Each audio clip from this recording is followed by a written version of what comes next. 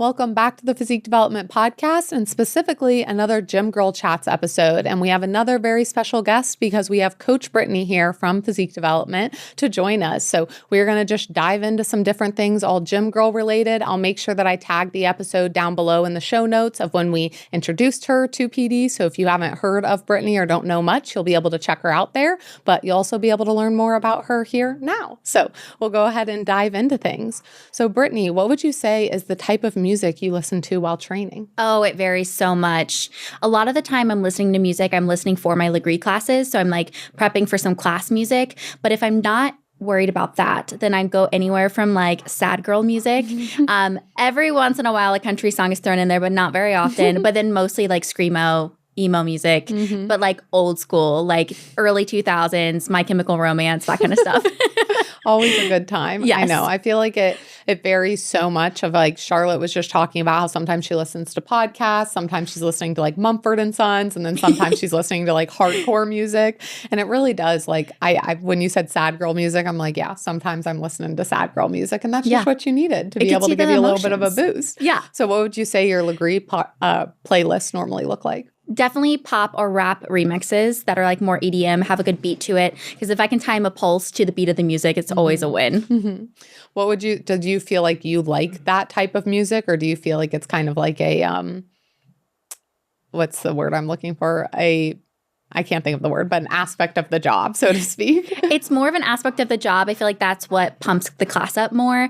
I honestly will listen to it sometimes, but it's not something I seek out. What would you say is like the song that people like the most that you're kind of like so over? Hot to Go by Chapel Roan. And I love I love Chapel, Ride or Die. Very over that song in classes, and Pink Pony Club.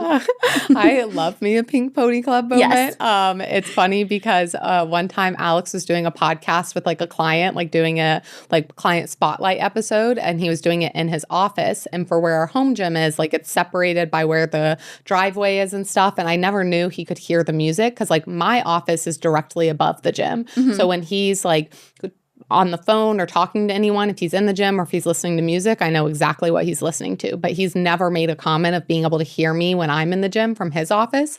And we have like a sound system or whatever. And I am notorious for listening to songs just on repeat because that's what I like. Yeah.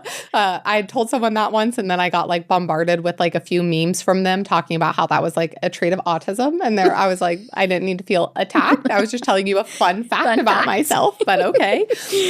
And I was like screaming to Pink Pony Club, like it was on repeat. And like literally I got a text from Rachel being like, hey, can you turn that down?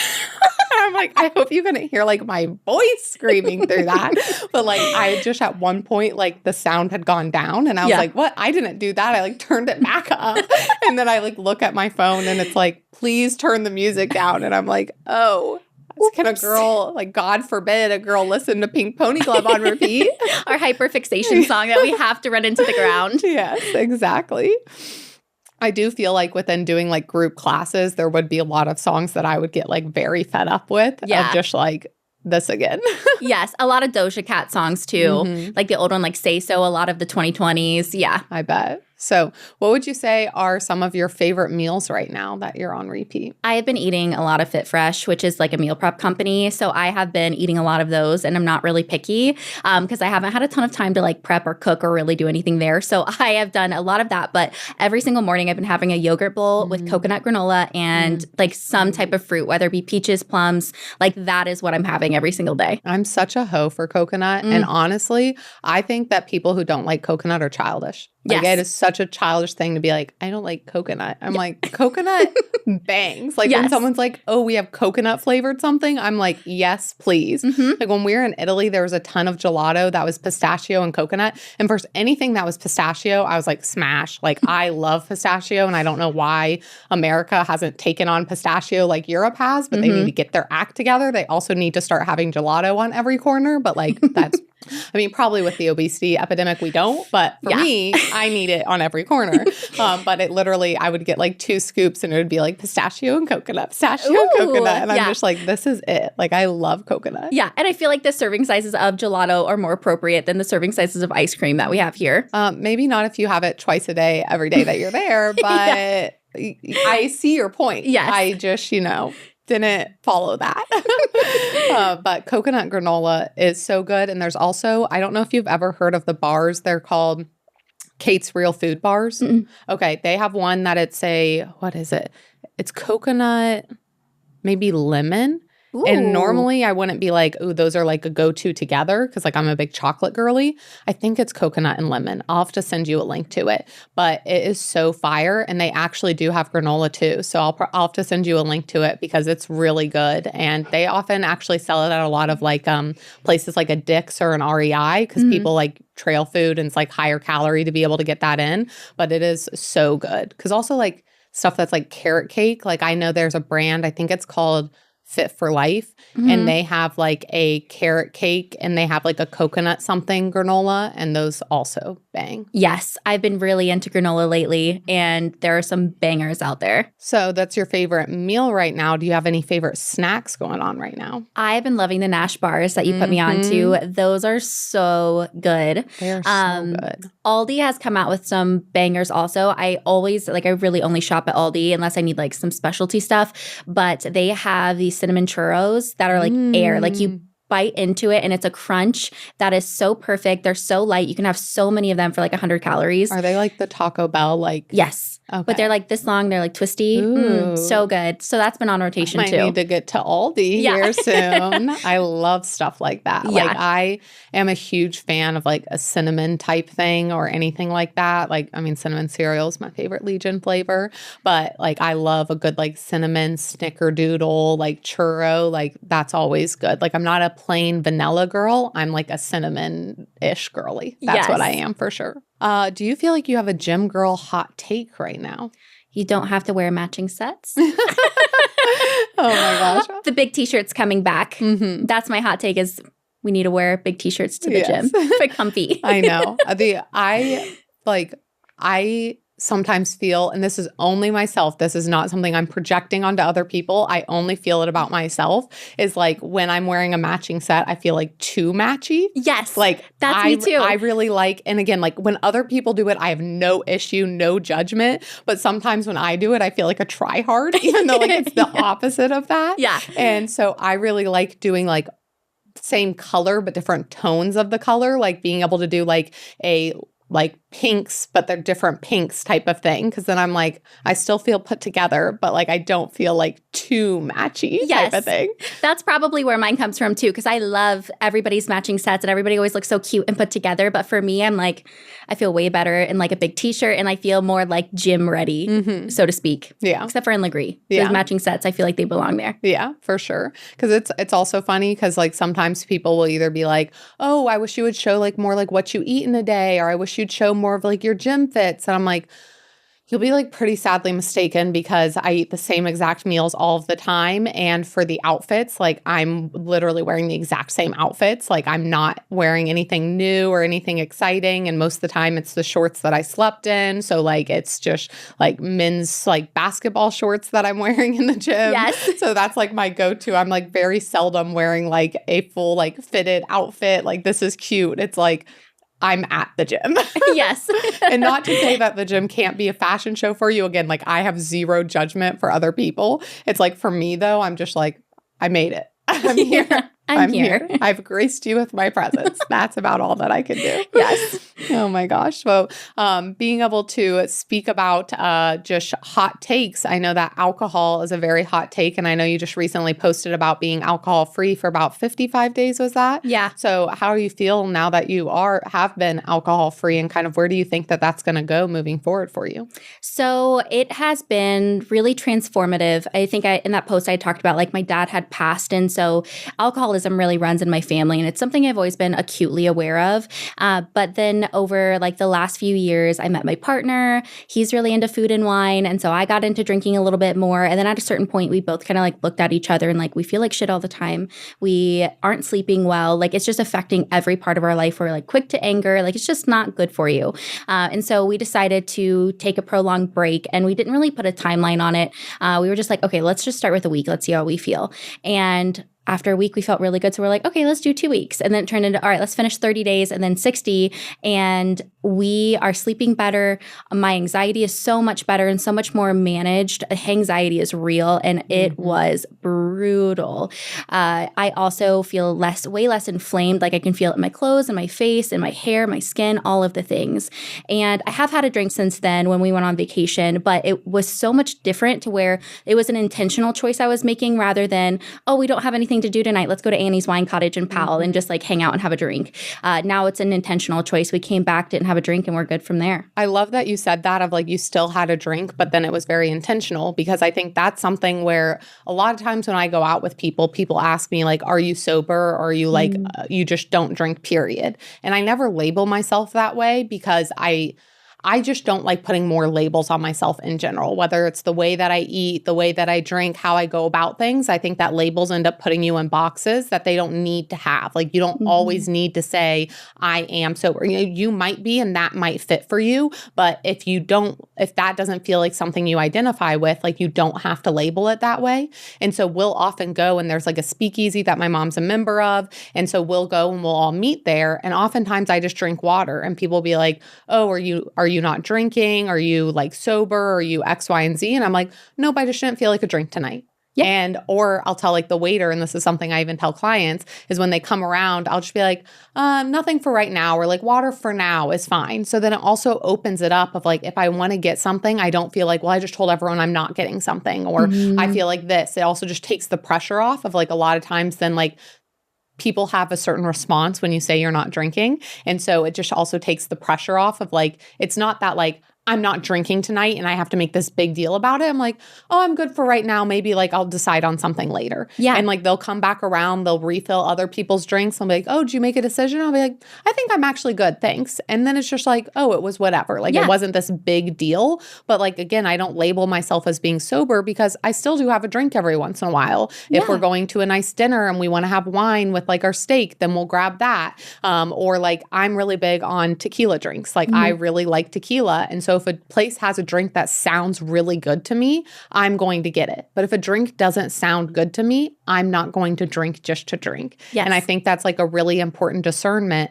is like people get so into their habits of just like, oh, we're all going out. We just get drinks when we go out, or we just do this when this happens. And it's like, you don't have to. It doesn't have to be like that. It can just be like, I don't feel like a drink tonight. And it can end at that. Yeah. And a lot of the time, my biggest fear was like going into social events and having to say no and people asking, because I thought it was going to be a bigger deal than it was. And I found that the people who do care are really just kind of projecting that on you of like, oh, you're not having a drink. Now I feel bad that I'm having a drink. And they're also, the bars are doing such a great job now with mocktails and making them the same names as regular alcoholic drinks. So if you're ordering, nobody even knows. And then there are also THC drinks out there now that you can still, have fun and order a drink, but not necessarily feel like the odd man out. And even I went to a concert recently and the only water that they were selling was the Liquid Death. Yeah. And it was honestly kind of nice because then when we were there, like oftentimes when I'm at concerts or events, I'm like holding the Dasani water bottle that they are the only thing that's being sold. Trash water. You kind of do feel like you're just like, oh, I'm the one just like holding the water bottle. And it was kind of nice where like, I don't care at this point. Like I'm so past the point of caring at this point. But it was nice of like when I was at that concert, I was like, I kind of feel like I'm part of what everyone else is doing. Like it's such a small thing, but it can make a difference of just feeling like okay with it. Because I do feel like a lot of it is people are so afraid of like what the reaction for everyone else is going to be. And I love that you noted that like projection, because people do get uncomfortable, whether it's like a treat of like they're eating a dessert. And I know people joke about it when it comes to like relationships. If I'm like, oh, you want to get dessert? And it's like, you can get dessert. And it's like, so you hate me. Great. I'm not going to sit here and eat a dessert alone. But it truly is that of like, people feel like, oh, wait, then I'm doing something wrong, or you're judging me for doing this. And it's like, no, I'm just making a decision for myself. And the more casual you can be about it, instead of being like, hey guys, I hope everyone knows I'm not drinking tonight and I'm doing this whole thing about not drinking. It's like, you can just be like, oh no, I'm good right now. Or actually I'll take like in college, I would just get like a drink, like a water or something, but have it in the cup that people's drinks were. And a lot of people thought I was just drinking like a vodka drink. And it was funny because because also people feel like, oh, what if they're not only judging me, but then I'm acting a certain way. But if we're both drunk, like it's fine. But if you're sober and I'm drunk, then it gets weird. And it was funny because we were at something for college and I had like the water in my hand and someone was like, can I go get you a new drink? I'll go refill it. And I was like, oh, this is just water. And they're like, have you been drinking only water the whole time? And I was like, yeah. And it was like kind of odd for them where they're like, I didn't notice because you were just like having fun with us. Like it didn't have to be this whole like, I'm sitting here drinking my water. Like it was just like, it's whatever. Like we're cool. And I think that like the more that we normalize it, the more normal it gets. You can have so much fun without alcohol. And even just like the placebo of like having, that's what I did when I went out with my friends the other night. I had club soda and lime and my friend thought I was drinking. And I was like, no, it's just club soda and lime. She's like, oh, okay. And then she like started to worry that she was like, shouldn't be drinking. But then we ended up going to one more place, having so much fun. And then she was like, oh, well, that was actually really fun. And I was like, yeah, you don't have to be drunk to have fun. Yeah.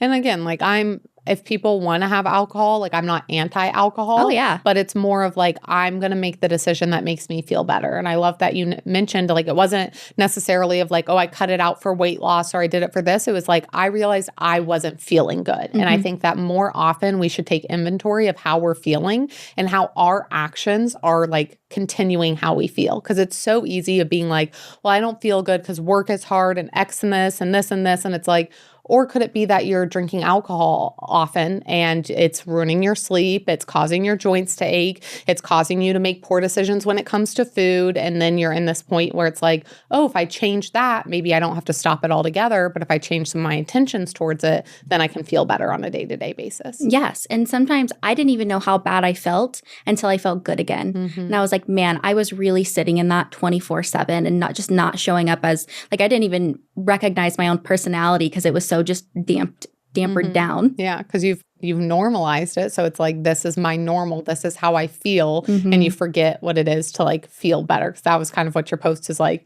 oh, you feel better. And you're like, oh, I can't feel that much better. And then you're like, oh, wait, I feel better. I do.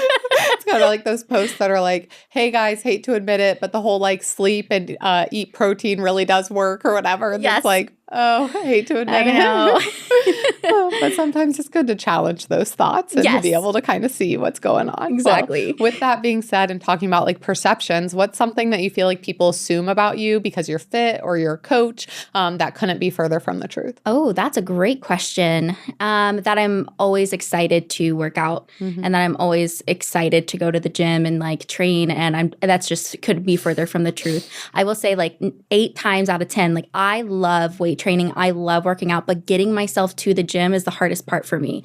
And that is where like I've really found having a consistent time, having a consistent schedule has been a game changer in, but like I'm not motivated all the time. And there's some days I would rather eat glass than go work out.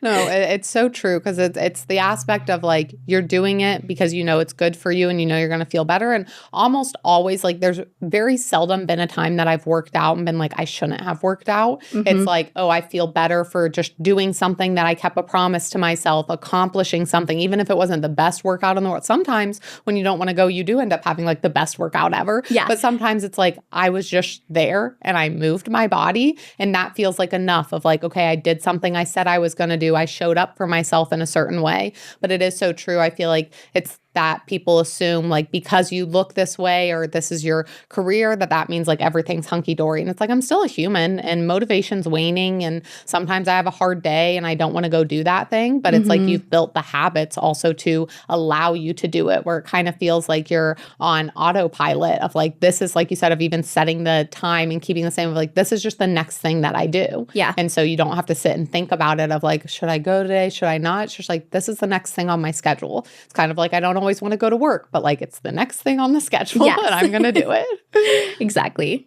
Low reps is best. High reps is best. Fruit is so it's good. Terrible for you. You should lift heavy. High reps, Carbs low are weight. needed. Keto Squats for are life. bad for your Squats knees. are great You for your should knees. squat ass to Knees over grass. toes. It's fine. It fits my Macros macros. is for idiots. When there are so many mixed messages going around, it's hard to know what you should even do or focus on. But that's exactly where Physique Development one-on-one coaching comes in. You might have heard of online coaching or even hired a coach before, but we believe in teaching you the why behind what we do while truly taking your life into consideration. We want to train, educate, and empower you to reach your goals and help you to stop spinning your wheels and just finally feel good. And hey, we're here to help you look good too. You need you. Your health is your wealth. So join Physique Development and let us be the last coach you ever need. What would you say is one non-negotiable outside of the gym that really helps everything else stay in check? I would say prepping for the week ahead on the weekend.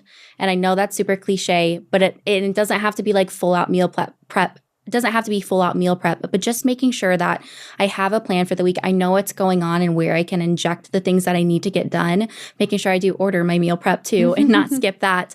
And I would say like that's the most important thing that keeps me in check, because if I start my Monday and I have no idea what's happening throughout the week, instant stress. And I just feel like a weight is on my shoulders and I don't get as nearly as much done and I'm just not as productive. Yeah. It's like you're behind the 8 ball with everything that you do. And it's like you're playing everything on defensive instead of offensive. And then you're so much more like reactionary to every single thing instead of being able to be proactive to see where things are going. Because I also feel like a big part of just planning your week is then you know what you can say yes or no to. Because I think oftentimes like when it comes up of people asking you to go do something or this, it's like you want to say yes and you might want to do that thing in general, but then being able to know how your week is, then you can really be like, hey, is this going to be something that's going to like help me with this? Can I fit this into my schedule? Am I overcommitting myself? Like, what does this look like for my bandwidth altogether? So then you can also enjoy, because like you said, of like that instant anxiety, it's that sometimes people are like, well, I don't want to be like super scheduled and rigid. And I'm like, scheduling and planning doesn't mean that you have to be rigid, because once you have a plan, you can always pivot from the plan. That's like whenever someone's like, well, things might change. I'm like, you can always pivot from the plan. And once you have a plan, you know what you need to pivot from. So that's something where sometimes I have my day all planned out and then something changes. I at least know, because I know everything I said I was going to get done. Do I need to tell someone I can't do something? Do I need to move a meeting around? Do I need to like decide to not do this on this day? Like you can always pivot from the plan. But it's like the aspect of like not knowing where you should spend your time. And then that's like, we have kind of talked about it before of like, then you're like, oh my gosh, it's all of a sudden like 2:00 and you're like, I didn't get everything done that I needed to get done. Where it's like when you know a little bit more of a heads up, then you can spend your time and then actually have time off. That's going to be the absolute best for you, instead of like always worrying if you're doing enough, because that's how you can get so sucked into that. It's just like, should I be doing more? Should I be doing this? I should be doing this. And then it's like, you didn't ever enjoy your time and you felt stressed the entire time too. Yeah. That's probably one of the top things I talk to clients about is like structure is freedom. If you have structure, you have so much free time. You almost feel like I think about it like budgeting. If you have a budget, you feel like you got a raise. You have more money to play with because now you know where your money's going. If you have structure to your day, you also know where your time is going. And that way, you know, you can pare down on certain places where you can add more time, certain places, and you have way more freedom. I could not agree more. Like I like literally could not agree more. There's nothing else to say but like re-listen to what she just said and then multiply that by 1,000 and that's how I feel. Period. Period. What would you say your fitness goals are right now? Well, I'm working with Coach Charlotte. And so we're spending the latter half of this year just like in a strength phase. So I'm in hypertrophy, just focusing on some muscle building, building some glutes and just overall musculature. And then beginning of the year next year, we'll go through a deficit, which I haven't done for a long time. So I'm excited for that.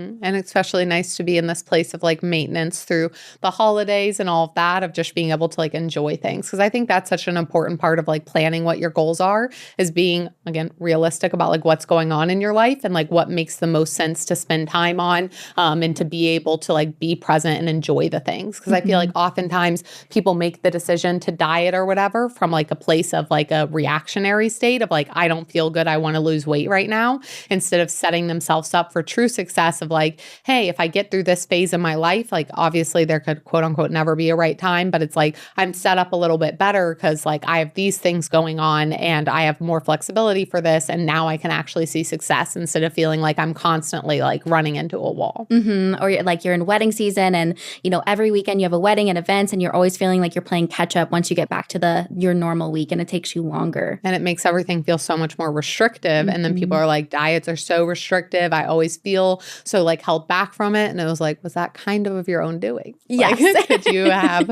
played a role in your own suffering there? Yes.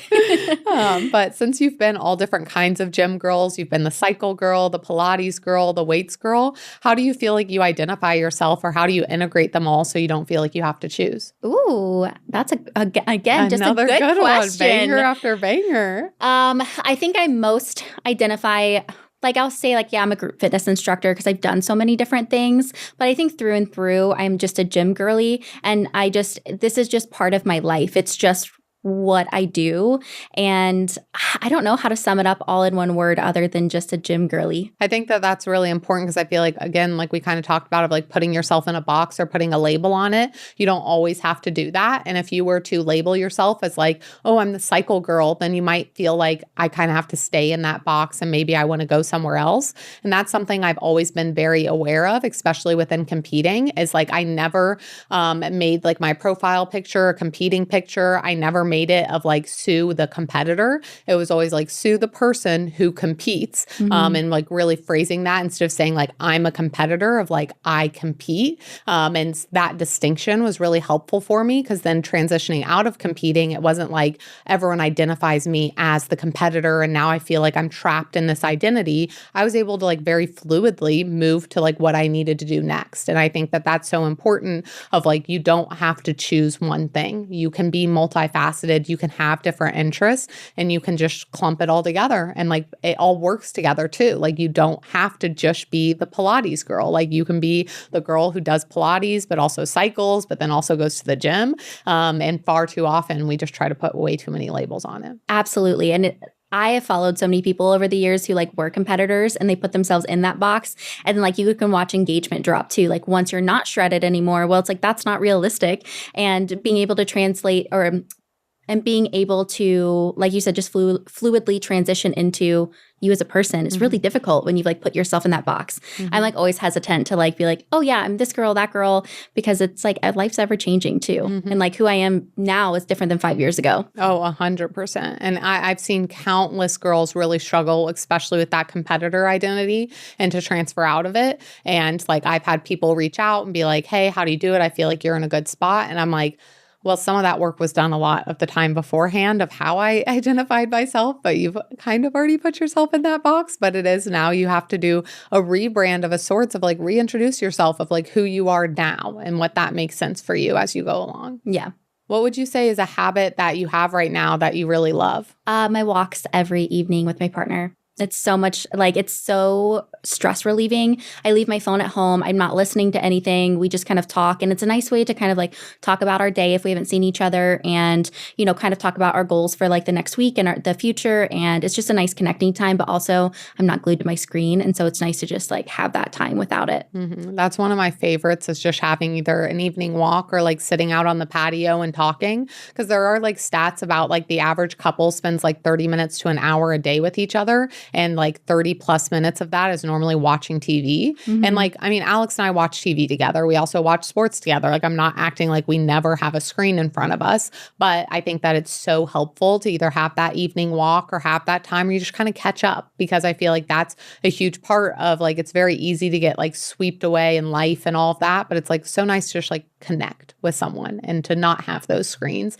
and have like just a real conversation. I feel like it always breeds such like interesting conversations or deep conversations where you're like, this would have never come up if we were just like doing something else. Yeah. And we really try to find different activities to do together, especially now that like drinking has gone down, because we didn't really have any hobbies outside of that. And so now we get to try different things like playing video games together, and then like doing co-op games that are like super easy, but just like fun to like have that collaboration and work together, and just, you know, it's a lot of fun. Yeah. And I mean, I am a quality time girly, but it also is like it truly, especially like as we get older, it's easy to like, just, I hear a lot of like feeling disconnected from their partner and just feeling like that it's not the same. Maybe it's the roommate phase or whatever it may be, but it's like, how are you doing things to spend intentional time and to get to know that person? Because when it is, let's even take a friend, for example, if I never spend time talking to a friend, like that relationship is never going to develop and it can feel stale. But really being able to just like talk to someone about what's going on. Like we end up on the craziest conversations sometimes, or we'll end up having like Alex like loves to argue. So we'll end up having like debates because he wants to like have an opposing conversation. And it's just like we get into the most random stuff. But it's like that would have literally never come up if we didn't just sit down and talk about it. Yeah. I love your guys' debates. And like you always have polls on Instagram. Like the Chipotle one last night was so great. Literally, we were having a full-on debate about how wedding food is like super, like I'll give you the lore behind the Chipotle poll. It was that like wedding food is almost always bad. Like it's always subpar because we first got on it on the fact that Alex hates buffets. Like if you want to really piss off Alex, like take him to a buffet. Like he does not like the fact that other people have touched the food. He doesn't like the fact that the food has been setting out. Like his worst nightmare is going to a buffet. And he talked about how like growing up, his grandma and grandpa would really only ever go to, well, this really all started from the Cracker Band rebrand. Did you see it? Mm-hmm. Okay. Terrible. Don't know what they were thinking. Their stock dropped so much. Not surprised. Oh, it literally is like a straight down line for how their stock dropped. And I think that they're going to try to like change how the inside looks and stuff. And I'm like, that's like part of the American experience. Yeah. So we were talking about how Cracker Barrel, like growing up and like how it's such an experience to go to. And it was really only Cracker Barrel and then this like Chinese buffet that he went to growing up. And that like started his hate for buffets. And then we talked about how wedding food is so bad because it's often buffets and it's just like, it's never decent. Like it's just like, ugh. And we were saying that Chipotle was what we had for our wedding and how that was one of the best decisions that we made because not only financially did it work out really well because wedding food can get so expensive, but it's also like everyone likes Chipotle. And that was my stance. As I said, everyone likes Chipotle. And like, especially since it is, even though it is kind of a buffet, like you get to choose. So like there's flexibility within it. So my statement was everyone likes Chipotle. And Alex said that wasn't a true statement. I said, no, everyone likes Chipotle. Like it might not be their favorite. It might not be the best in the entire world, but like everyone likes Chipotle. Mm-hmm. So Alex's poll was, is it fair to say everyone likes Chipotle? And then my poll was just, do you like Chipotle? Yes or no? There are some people that are just straight up lying and saying no on my poll. And that's really rude to skew data that we are trying to collect for the sake of our conversation. But that is the lore behind how we got started at Cracker Barrel and ended all the way up at Chipotle. So, well, and Chipotle now is so different than it was in like 2016. Take me back. Those were the days. I know. It's so hit or miss now, and that's the thing. And I acknowledge that. I acknowledge it's hit or miss. I acknowledge some people get food poisoning from it. But like if I were to pick a fast food restaurant to go to, like I'm picking Chipotle above basically any other one. I agree. And so that was where my statement came from that I feel still rings true. But I have found first, sometimes the location matters on like, there's some that are just like bad Chipotles. Yeah. But the secret to having really good Chipotle, go right when they open because then it's all fresh. Because any other time you go during the day, like I hate when you're in line and they're like scraping the bottom of the thing to give it to you. And it's like, I'll wait. Go cut up some more chicken. I don't want the stuff that's been at the bottom and it's charred. And you also gave me a really sad scoop. Like, I'll wait. And that's the thing of like, you never know. They should have like, you know how gyms sometimes have like, when's the busiest time? They should have a camera on like when they're restocking the thing. People will be like, ready, go. Like, I need to order Chipotle right now. Yes. But I do agree. Sometimes it can be very bad Chipotle, but I take bad Chipotle over some of the other fast food options. Fully agreed. Oh my gosh. What would you say is a habit that you've wanted to implement, but you haven't yet? Getting up early. I am not a morning person. Like I never have been, always a night owl, but my life is starting to shift in the direction. And I will say like just life in general starts earlier than I want it to. And so getting up around like 6:30, 7 a.m. would be ideal. Typically I'm an 8:30 gal, 8:30. So I have to start shifting my schedule a little earlier and I just need more hours in the day. That's really it. And it would give me way more time to get things done, but also more free time to relax. Well, with not drinking as much, then that also makes it a little bit easier to go to bed earlier and have better sleep. But I'll say like I I think that sometimes because I'm a morning person, people think that I like judge people that aren't morning people. And I'm like, do whatever works for you. I used to not be a morning person at all. But the reason I became a morning person was that I liked being able to get so much work done before everyone else woke up and then started like emailing me.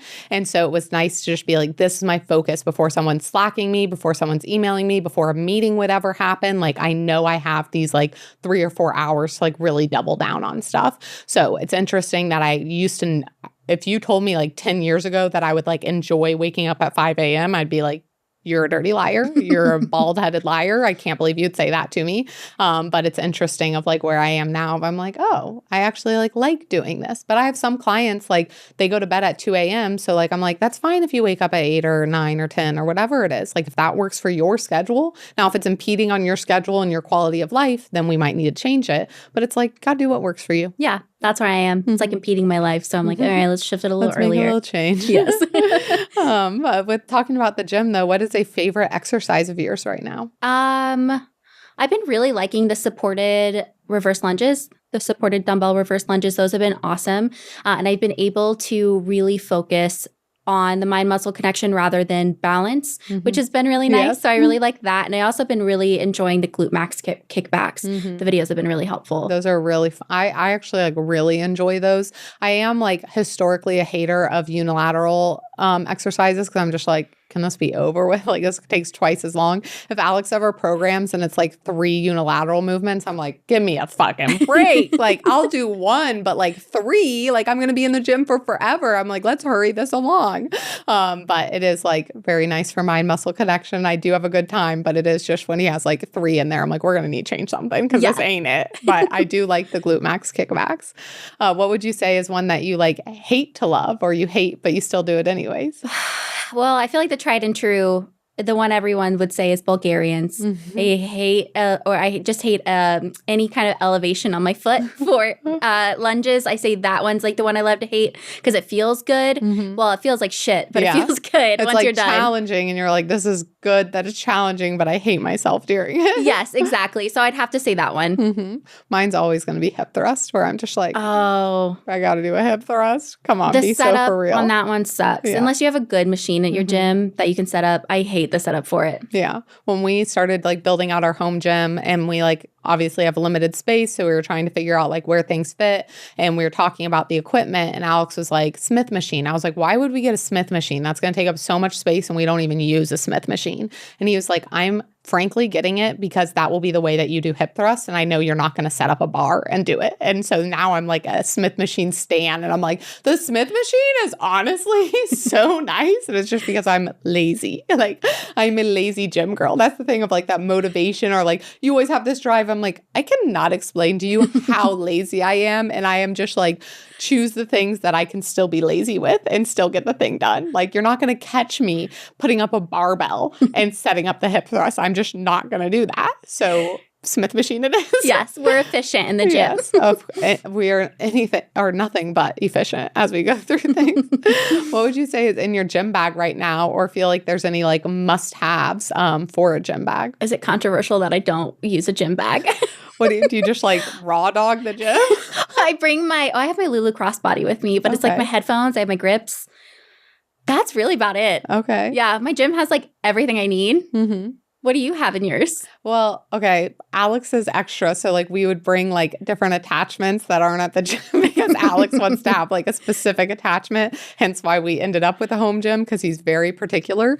But I always have my notebook to be able to like track my training and stuff. But I guess like the main things, if I were to say like no matter what, is like I have my grips, I have my training journal, and I have my headphones. So I guess like I wouldn't need like a huge bag at this time, but I'm so used to how extra Alex is that like when we used to go to the gym, it literally would have like 3 or 4 different handles. We would have the wedges for the heel elevation, and those are very heavy. So our bag is very heavy. We'd have both our training journals, both of our grips in there. Sometimes we've had snacks in there, our shoes in there if we need to switch out. I don't know. So there was normally a lot in there, but now that I think about it, I'm like, I guess I didn't need all of that. But we have a lot of great attachments at this gym. If I didn't, and we didn't have like even the ankle attachment with the heel on there, I'd probably bring that. But I mean, snacks, obviously, if you want those, but it's really headphones. I track my workouts on my phone on the PD app. And so, Shout out PD app. yeah, that's all I really need. Yes. So outside of being a coach and a gym girl, who would you say Brittany is? Oh, that's a deep question. Well, I would say I'm definitely a mom. And so that's a full-time job in and of itself. Yes. I really enjoy cooking, even though I don't like the cleanup. So I love to be experimental in the kitchen, mostly with baking, actually, if I'm being honest. So I really like to bake, and I'd classify myself as a really good friend and partner, and travel. I love to travel. So John and I have been doing that a lot over the last few years. So really just kind of expanding our worldview and just traveling a lot. What are some of your favorite places that you've traveled recently? We loved the Pacific Northwest. We hit all 3 national parks there. We did Cascades. We went and saw Forks, Washington, where Twilight was filmed. And so I got to fangirl over that. And then Olympic National Forest and the Mount Rainier. So we got to do all of that and go to Seattle. My sister lives there, so we got to see her. We went to Charleston. It rained every day while we were there, but it was still gorgeous.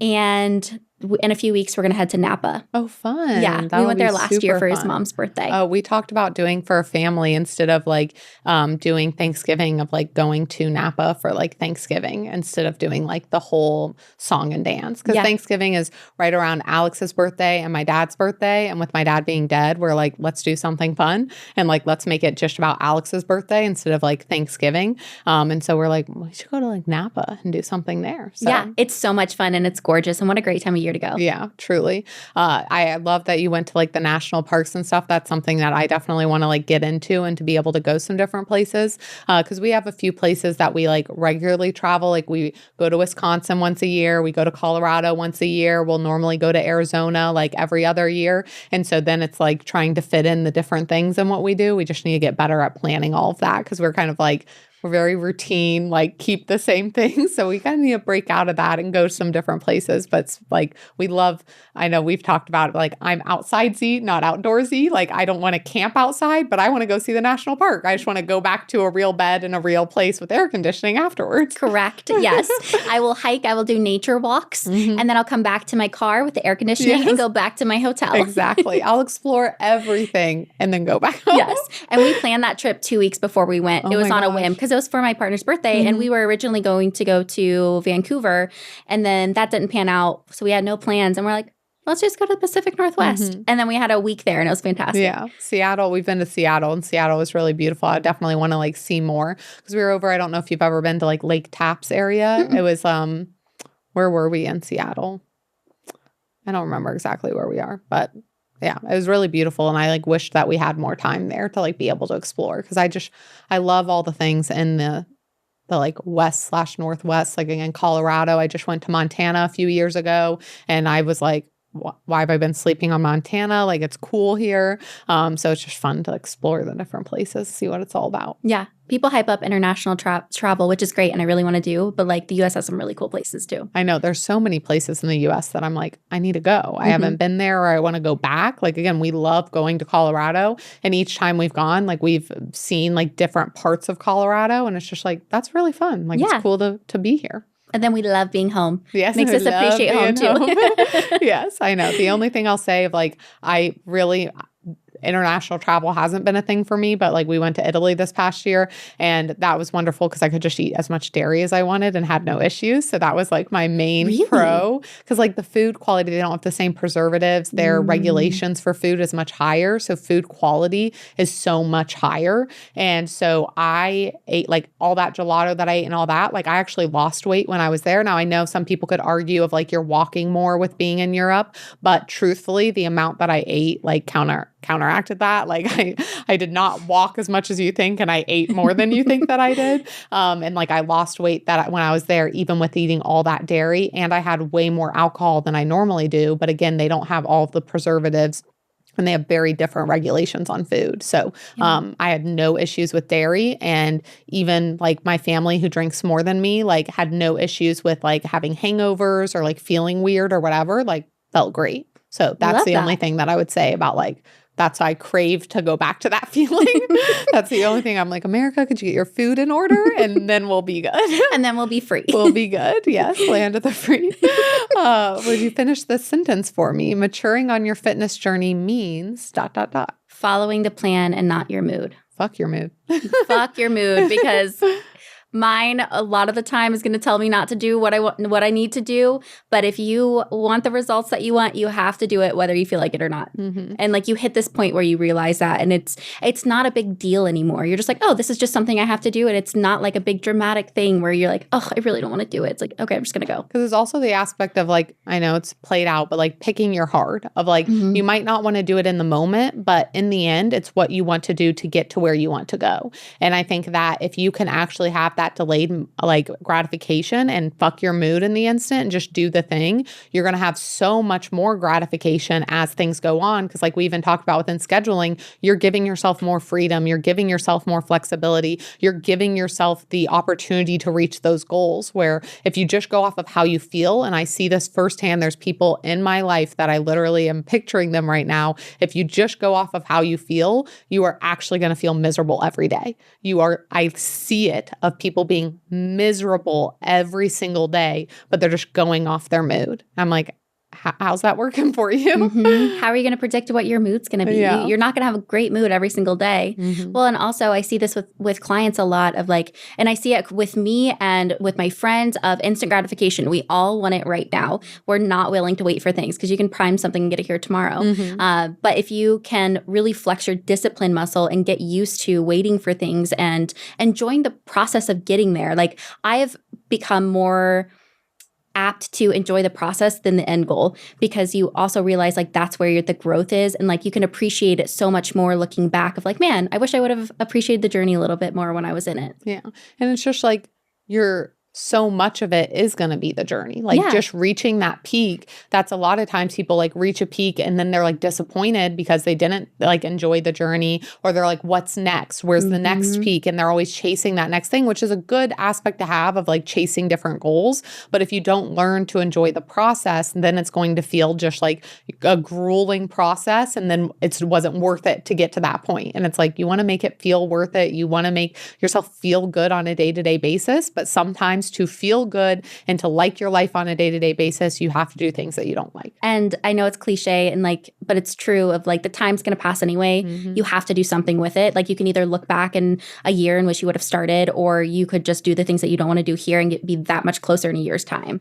And it's hard to remember in that moment, but like having that long-term vision can really keep you grounded. 100%. Are you sick and tired of your glutes not growing? Turning around in the mirror and seeing a board for a booty? I've been coaching for nearly a decade, helping thousands of women reach their goals. The most common goal? Grow my glutes. Women in their 30s, 40s, 50s, and even 60s able to grow their glutes with the guidance of my training programs. And for all this time, I've kept my best glute growth secrets only for my one-on-one clients. And that changes today. We just released our 12-week glute growth program in the PD training app. It is a 4-day program with exercise and volume adjustments every 3 weeks. You can easily access the program through our app and track every single workout. Each exercise will have a detailed video teaching you exactly how to perform each and every movement. And guess what? I am no longer gatekeeping. I'm sharing every single one of my best glute growth secrets inside this program. Because you are awesome and I want you to have this program, I'm going to give you $25 off, making it a fraction of what you spent at Starbucks this past month. Use code POD.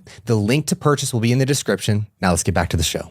So what advice would you give yourself, or even like a version of yourself? Maybe someone's listening today that would be that version of yourself like 5 or 10 years ago. What would be that advice that you give to them or yourself? The advice I would give myself is you don't have to be perfect to get started, and things do not have to be optimal, and you don't have to do things in the best way and correct everybody and say, oh, well, you're not doing this in the right way, so you need to do it this way, or there's no point. It's like just getting started and just moving and trying gets you a little bit closer, but there's always that range of like optimal versus realistic, and we have to meet somewhere in the middle. But I've held myself back so much of like, oh, this exercise selection with these reps and this many sets and rest time, well, this might not be the best for me, so I'm not going to do it. Or like if I walk into the gym and I don't have a plan, it's like, okay, well, I can't do anything because I'm not in my plan.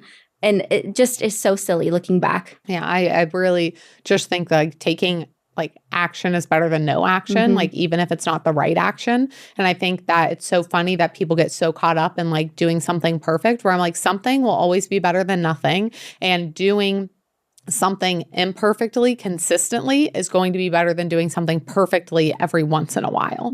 And people get so caught up in like, well, I need to do it perfect. I'm like, consistent matters more than perfect. And once you get that through your head, then you also drop that like perfectionism. You're not holding yourself to this insane standard that it's like, that's literally not realistic. And we do need to talk about realistic, not in the way of like, you shouldn't have big goals or you shouldn't have these big plans for yourself, but realistic in the way of like, on a day-to-day basis, can you actually do this? Because again, if you can't be consistent, you're not going to see progress no matter what. Even if you were 100% perfect for one day, if you can't be consistent, you are not going to see progress. I've seen it time and time again within clients. Someone 70% consistent versus someone who's 100% perfect every once in a while.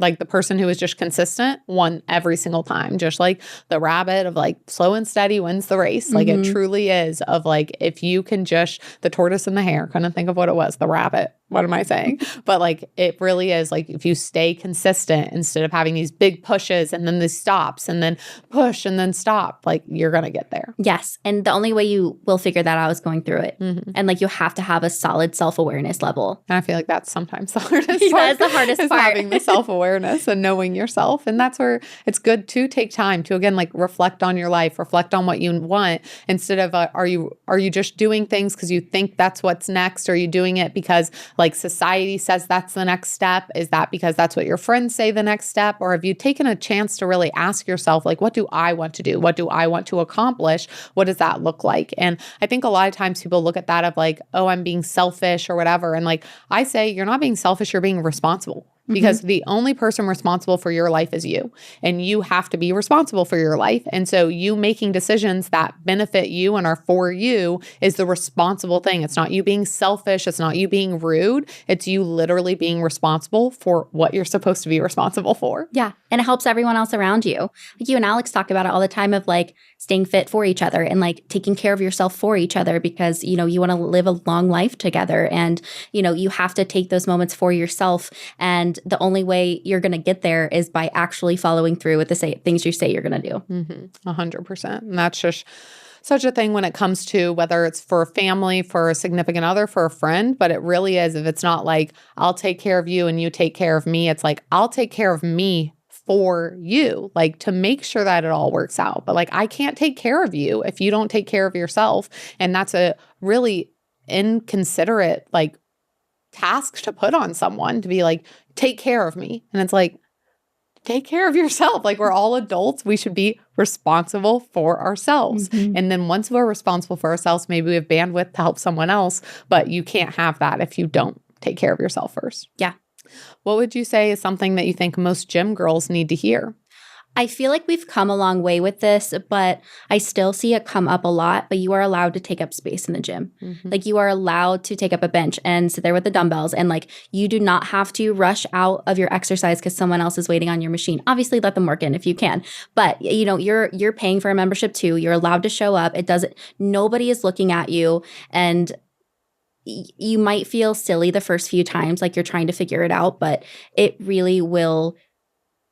You will feel so much more comfortable after you get in there and just take up space. Like you said, like, you're paying for a place to be there. Like, you deserve to take up that time to do that and to actually get your money's worth of like what you're doing and how you're spending your time. And I think that that is important, even though it is becoming more mainstream for that to be okay. I still feel like it's a very common thought process, is just like, oh, I either belong over here with where the cardio is, or someone else wanted to use that. It's like, you're paying the same price. So like, unless you're okay wasting money, then by all means, just throw away your money. That's fine by me. It doesn't bother me. It's not my money, but yeah, do what you want with yours. Exactly. And I still get it. Like, when I go to a new gym, it's like, you still got to figure out the layout, like what the vibes are. But at the same time, you paid the fee to get in, get after it. Yeah.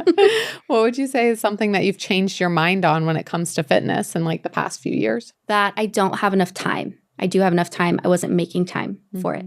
I would think, oh man, I have such a busy week. There's no way for me to get to the gym. Okay, well, if you wake up an hour earlier, you'll have time to get to the gym. If you stop scrolling Instagram or TikTok, People aren't ready for that one. I know. Doom scrolling throughout the day, you're going to have time to go get it done. It really, for me, that my time management skills have come a long way. But, me 5 years ago, my time management skills were in a place where I would just let things happen to me. And I was not in control of my schedule and in control of the things I wanted to do. I was just, again, letting things happen to me and wondering why I wasn't achieving my goals. And then also I was an in-person trainer. And so I felt like I was working out all day and I wasn't able to separate that from my own fitness journey too. Yeah, I think that time management is such an underrated skill. It truly has been of putting my feet to the fire, for lack of a better term, of I've had to build efficiency because just things have come up and I'm I need to make more time in the day. And it really is of yes, someone could say, well, you don't have the same circumstances I do, or if I wake up an hour earlier, then I'm getting less sleep. I'm validating all of those things, but I can say just from personal experience of everything that's happened in my life in the past 5 years of stuff where I'm I could not handle another thing on my plate, and then something else comes on my plate and I figure out how to handle it. It's sometimes you do need to do a self-audit. You need to look through how you're spending your time, how you can be more efficient with your time, what you're spending time on that maybe you don't need to spend time on, how you can automate or delegate something or just eliminate within your life. And I think that, again, we always want to think about what's out of our control instead of thinking what's in our control. And I always want to take ultimate responsibility of what is in my control and what can I change within that.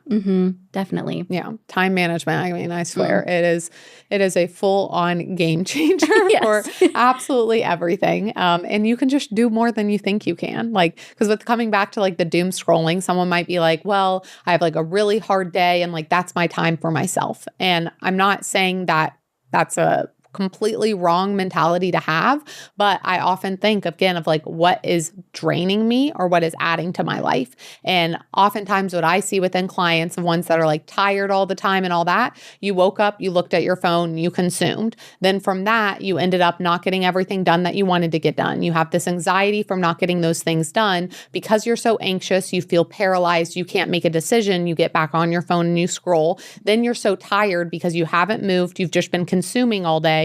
And you haven't thought for yourself truthfully all day. And so then when it comes to going to the gym or going for a walk, you say, I'm too tired for that. Then you keep scrolling time again. So yes, sometimes do I scroll just because I want a break? For sure. I'm a human being. Duh.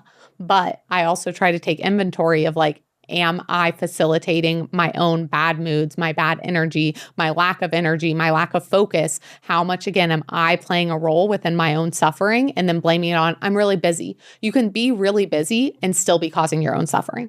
Both can be true. I'm not minimizing that you're busy, but you can still be causing things that are happening in your life. Yes. That was a big theme for me is I would wake up and immediately scroll TikTok. And I'd lay in bed for 30 minutes and get my scroll on. But then I noticed that I was opening my phone all the time. I'm making my cereal in the morning and I'm scrolling through story times. I'm doing my makeup and listening to TikToks. And I'm at what point can I just sit in silence? And at what point is this really taking away from the capacity I need to have for my day-to-day activities and the things I really truly need to show up for? And it really does drain you. But the days that I don't do that, I've made a really intentional effort to not do that. And I'm so much more productive. I'm also so much happier and just relaxed. Yeah. Yeah, because it really is of that constant consumption. It is a dopamine hit, and they literally design apps and social media to get us addicted. Being addicted to your phone or being addicted to social media is a very real thing. And that's why I try to never minimize it of it is hard to stop scrolling on your phone. It's not as easy as just don't open TikTok or don't open Instagram. There's going to be steps you have to take, and it's not going to be all at once. It is a real addiction and a real thing that's happening. But again, we have to take inventory of how much that is playing into it, because there's research that show if you start your day with movement, you're more likely to get more movement throughout the day. The same applies to if you start your day with social media, you're more likely to get it throughout the day. And if you start your day with consumption, you're going to have less focus, you're going to be less creative, and you're going to be so focused on other people instead of yourself. I am, if you want to call it selfish, then fine, I'm selfish. I don't give a fuck if you think that. But again, I'm my own number one. At the end of the day, I'm responsible for my own life. I'm responsible for my own actions, and I am responsible for if I achieve achieve what I want to achieve. It is no one else's responsibility. It is no one else's fault but my own. And like taking that ultimate responsibility, that extreme ownership allows me to really like look at it as a whole and be like, oh, this is literally putting me in that spot. This is literally making me that I don't have energy, and I'm blaming it on so many other things. And it's just like, it gives you that freedom, like we talked about again. So then when you finally do get to social media, it can be a fun experience to be on instead of a draining experience. Like I think that social media can be fun and can be used in a very positive way. But when you're on it all the time, then it's like, ugh, like it can just be like, so draining. Yes. And I think that extreme ownership is such a good point because most people are afraid of it because they know they'll have to change for one. But then number two, it can feel like almost shameful or guilty. You can feel bad about what's going on, or you can just choose to take that as feedback and be like, okay, well, this is what I'm responsible for. It should be empowering for you to change it, not just shitting on yourself 24/7. It's like, okay, own it. Now change it. Yeah. And I used to be someone that got into really bad shame cycles and have a lot of guilt towards that. But I also realized I don't have time to have that guilt. And what I mean by that is like, I used to get into a place, let's say that I woke up late and then like I was getting my day started on a bad note. In the past, I would be like, Sue, you're a piece of shit. I can't believe you did that. The narrative would go on. If you can't even wake up for your alarm, how can you even do anything else? And I would like berate myself to be like, you need to realize you did a horrible job and you need to feel bad about this. And then that would carry into everything else that I did. I do everything wrong. I can't do everything right. I do X, I do Y, I do Z. And it would just turn into, hey, you've just spent 2 hours first shitting on yourself so you feel awful, but you also just wasted 2 hours. Whereas like nowadays, it's like something like that happens. I'm like, I could do better. Great. And then I move on to the next thing. And it's like, I just basically like bought myself 2 hours in the day. And it's crazy because it's like before I was in this place of like, I need to shame myself to change, but shaming myself didn't create that change. I just felt worse about myself. So now it's like acknowledge myself and then change. But like, I don't need to make myself feel worse to like acknowledge that I did something bad. Yeah. And I think that like, that was really freeing of just like, I don't have to waste time on that. Like, it's okay that I did something wrong, but now I need to change it. Yeah. Like, that's okay. Just move on, acknowledge it and move on. Yeah. Is there anything else that you feel like you want to chat about gym girl wise, or have any gym girl hacks or anything? I don't think so. Awesome. Well, thank you so much for joining us today, Brittany. Like I said, her past episode will be linked in the show notes as well as her Instagram if you want to see what she's all up to, but we'll catch you guys in the next one.